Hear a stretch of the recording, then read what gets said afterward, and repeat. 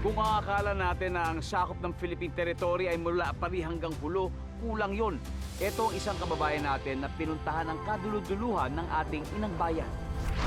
Nakalapit sa malulupit. Ang wild animals na napanood lang natin, pwede palang lapitan sa mismong habitat nila sa ilang.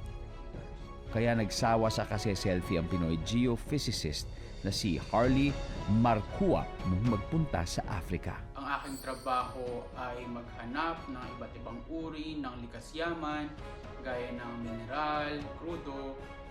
Naisipan ko na gumawa ng isang YouTube channel para doon ko ilagay yung mga lugar na pupuntahan ko ay meron akong mababalikan. Pero may isang lugar na hindi makakalimutan ni Harley. Ang unforgettable vlog na nagawa ko ay yung aking pagpunta sa Batanes noong taong 2013. Nung makarating nga kami sa Magpulis ay talagang nagkakaiba ang itsura niya. Napapalibutan talaga ito ng dagat. From local nature trips, na-assign si Harley sa Africa. Sa Zimbabwe, hindi mo talaga kailangan lumayo para makakita ka ng iba't ibang wildlife. Gaya ng giraffe na pwede mo rin silang pakainin, may mga elepante at iba't ibang uri ng usa. Meron din lion, pangolin at hyena. Yung Haka Game Park naman ay sobrang lawak ng lugar na grassland kung saan napakaraming zebra, napakaraming wildebeest ka makikita at meron din ditong lake.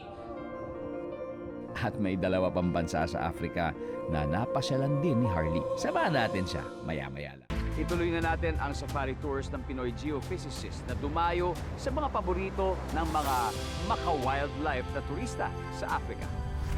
Sa bansa ng Ghana na nasa West Africa, ako ay nag-safari. Ang pinakang highlight ng Mole National Park ay yung kanilang napakaraming populasyon ng African elephants.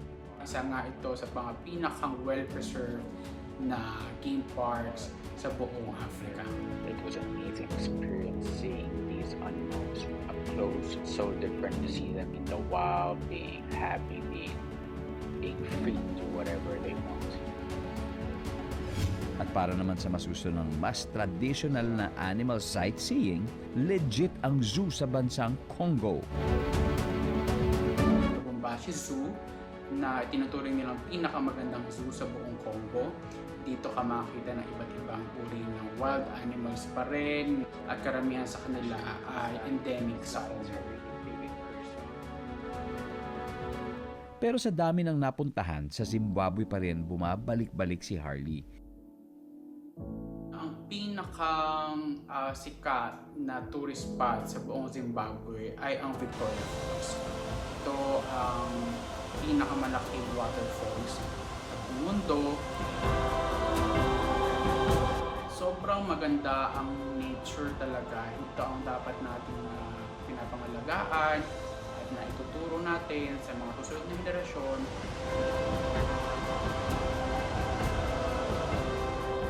Trabaho ng mga geophysicist na pag-aralan ng Earth at mga likas yaman.